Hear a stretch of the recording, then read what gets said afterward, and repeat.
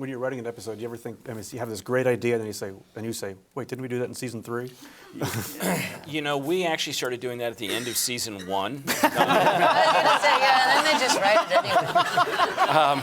You know, truthfully, there aren't that many different things that happen in any given ER, and Joe and Lisa, who are both here, are desperately giving us new medical stuff all the time. Like, well, we could try and do this, even though they've never done it outside of like a neurological suite.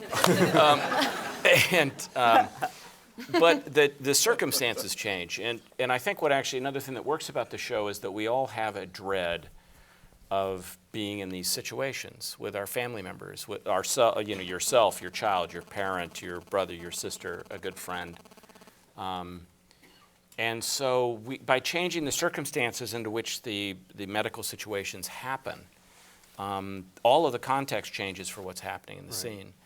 So, you know, if you go back and watch the beginning of the show, the first 2 years, we were constantly banging through those doors, overhead camera, under the camera, up at the ground, you know.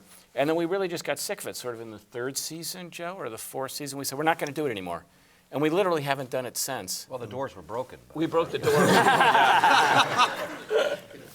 And then there were all different kinds of other ways to get that same, you know, sense of drama, because it's really about the people and how they're reacting to the circumstances. Yeah, it's any show that's successful. It has to be a character-driven show. The effects will only go so far, but at some point you got to relate to the characters. Yeah.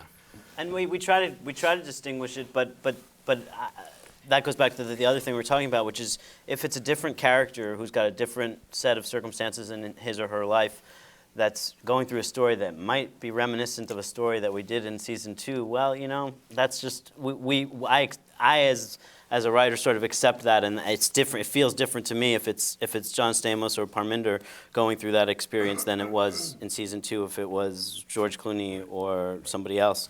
Right. And we try to come up with as different stuff as we can, but at the same time, you know, we're not going to sort of artificially avoid telling stories that we feel would really come through the ER and be in these characters' lives. One of the great advantages to the series has been that it's a teaching hospital, and consequently, people are coming through it constantly who are just there for their education. And at a reasonable time, they leave or have other opportunities in their career. And I think the audience understands that as an intrinsic part of how the show works.